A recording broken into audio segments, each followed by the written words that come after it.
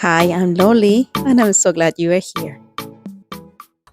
In today's video, I'm going to show you how to take these bath mats found at Dollar Tree and use them to create some edgy and elegant DIY decor for your home. Are you ready? Let's get to crafting. This project is going to start with this book that I got at Dollar Tree. I'm going to go ahead and remove that paper backing, and we are going to remove the pages from the inside as well. I use an X-Acto knife to help me with this. I'm just going in small portions, trying to cut the pages off without cutting the cover. And I was left with just the glue in the middle. Now I'm going to take some skewers and I'm going to put them all at the same level, and using another skewer, I'm going to make sure that they're all level on the flat portion. Then I took some masking tape and I'm going to place them on top of them, being very careful not to move the skewers. And this is to help me keep them all in place.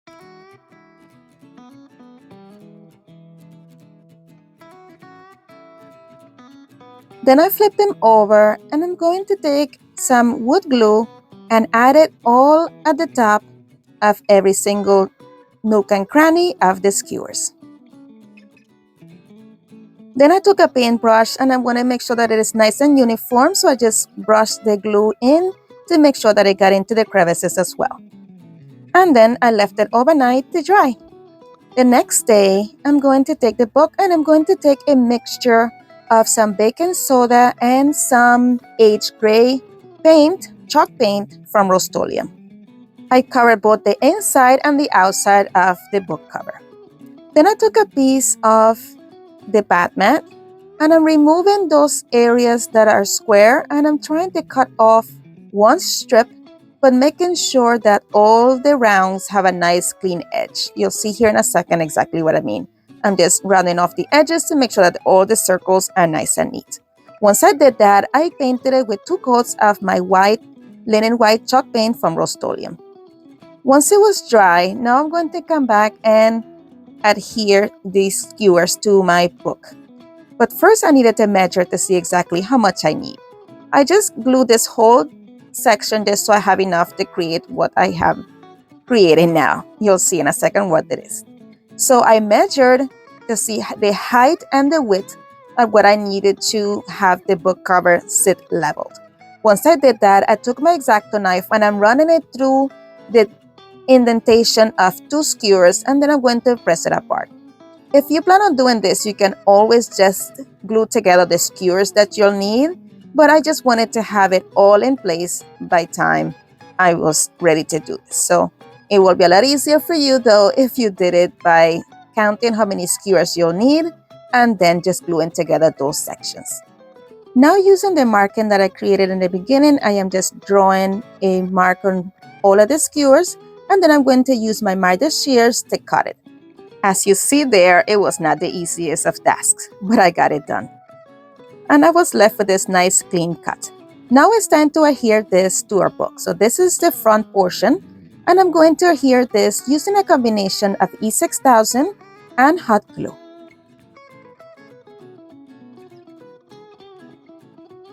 It is very important to work here really quickly because this hot glue cools in no time.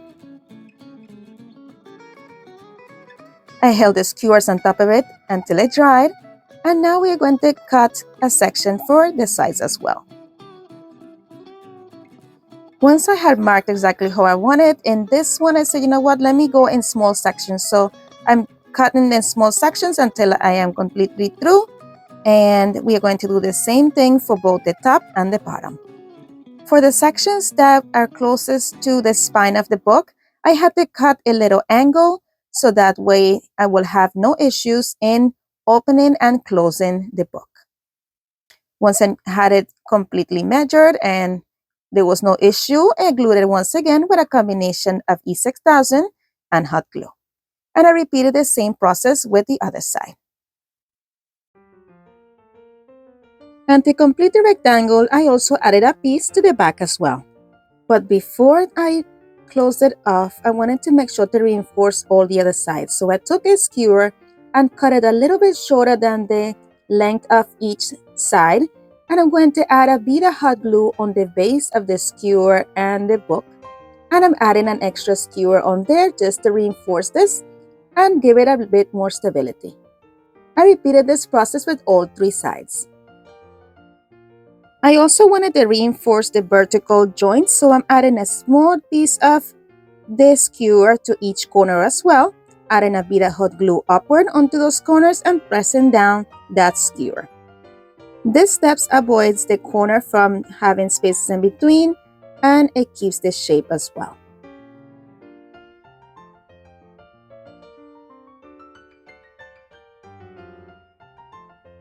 And now it's time to add the 4th side. I did it using again a combination of E6000 and hot glue.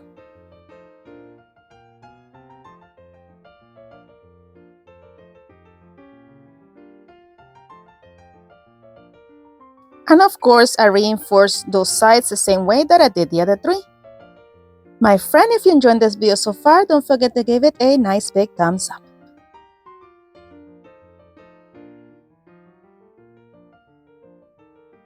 When it came time to close the book, it wasn't even, so I cut off the section where the glue was so I can have a nice clean section to adhere this. And to keep a nice clean look, I taped everything down and painted over the tape to make sure that everything was uniform. Then I took a magnet and I'm going to glue it inside one of the big circles on the strip of mat that I created, and then I'm going to hot glue that magnet to the top. But first I wanted to go ahead and do the back, so I'm going to put a little bit of hot glue in the back of that smaller circle on the mat, and then I'm going to add to the other 2 as well, and we are going to adhere this to the bottom. For the top section, I'm going to add some hot glue to the magnet. Here I have 2 magnets already stuck to each other, and I'm going to put some hot glue in that bottom magnet and place it down, making sure everything is centered. And that is it for that part. I wanted this to look like cement, so I'm taking a fluffy brush and then adding a small amount of white here and there, trying to get a detail of the brush strokes and also have a different variation between the white. And then I'm coming back in with the same gray color that I used to mix the cement look, and I'm adding it here and there as well to give this a natural cement look. And look how cute that turned out. Let me know in the comments, what do you think?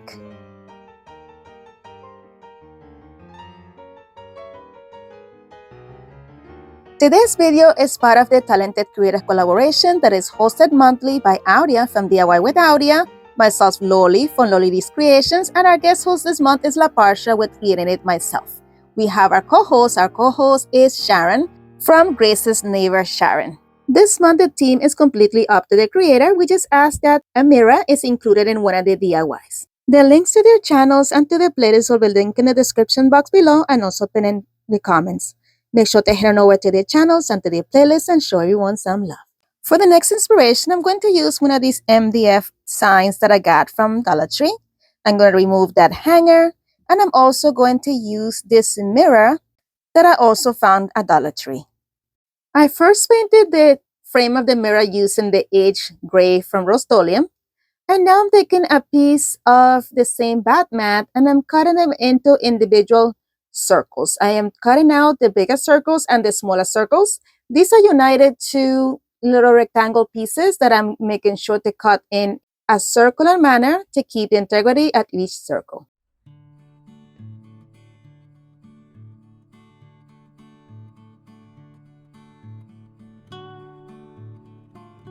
I'm placing the circles on the outer perimeter of the sign, doing it in a pattern of 2 big circles with a smaller circle in the middle.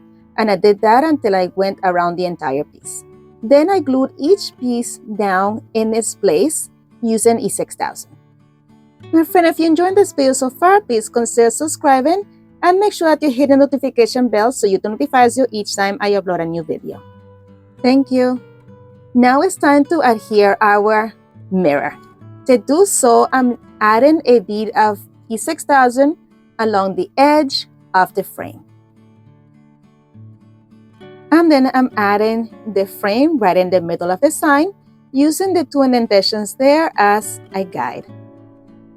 And then I painted the entire thing with a combination of the baking soda and the aged gray Rust-Oleum chalk paint.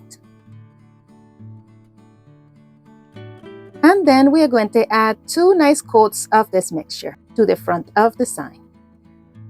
And then I set it aside to dry. The next day, I came in with this linen white chalk paint from Rust-Oleum, and I'm going to use a fluffy brush and add a generous amount over those raised areas of the sign, and I'm going to add some lightly on the other sections as well.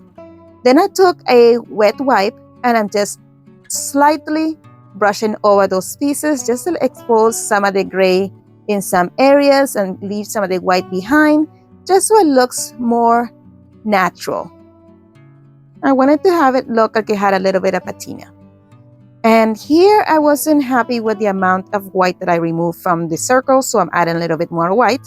And then I'm going to come back in with some of that aged gray over it to give it the variation of the 2 colors and have those accents be a little bit more prominent.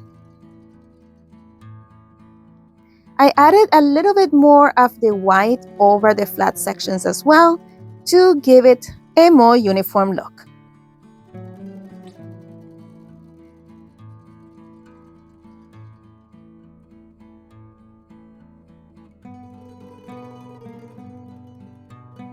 And that is it for this one. Let me know in the comments, what do you think?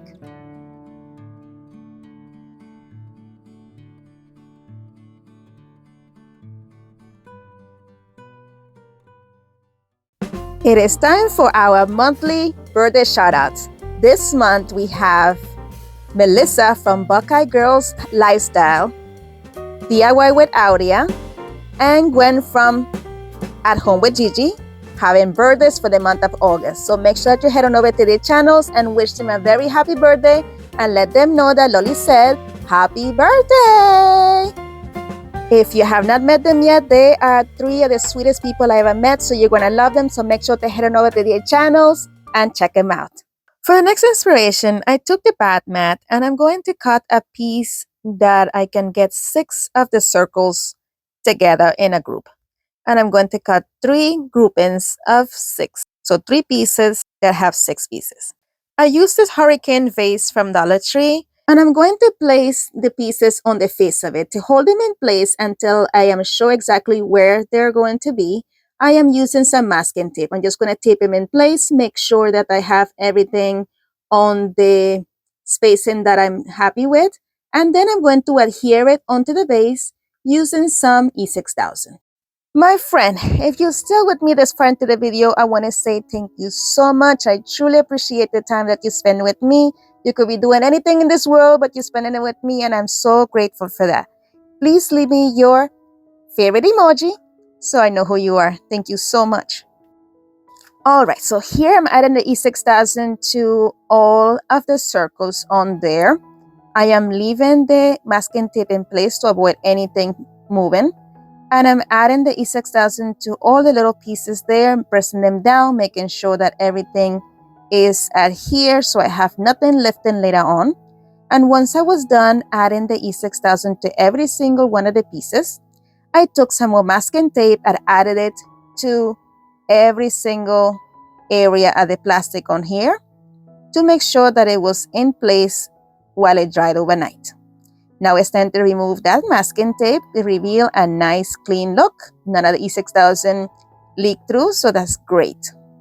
Now we are going to paint this puppy up with the combination of the gray from Rust-Oleum and our baking soda.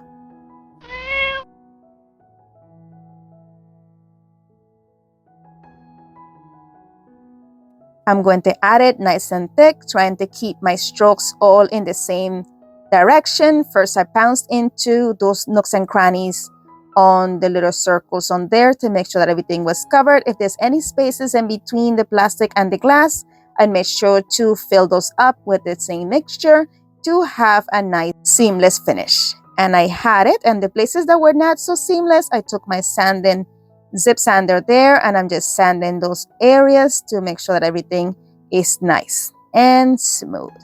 I dust off any remaining sand, and then I'm going to come in with some of the white Rust-Oleum linen white chalk paint, and I'm adding the white on all of the raised areas to bring out that detail. But this is not it. I'm going to take some wet wipe also, and I'm going to wipe it off so the white goes kind of like a whitewash over the entire piece, leaving some extra white on those areas that are raised. I added some greenery to it, and that is it. Look how cute this turned out. I love it. You let me know what you think.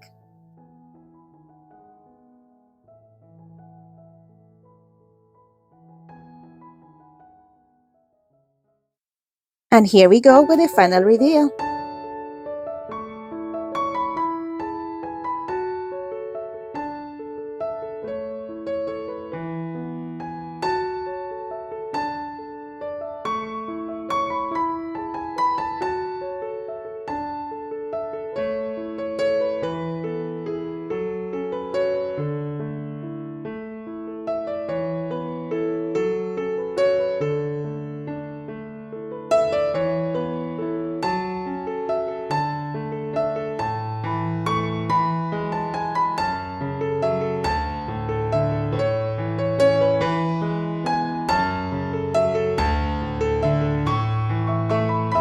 My friends, as always, thank you so much for watching. Be blessed, be a blessing, and craft responsibly. And if you would like to follow me on social media, here are my social media links. And don't forget to visit my friends in the playlist. If you would like to watch some more of my videos, here's a suggestion, and you are more than welcome to binge away with this playlist as well. Thank you so much for spending time with me today. You're amazing. Bye.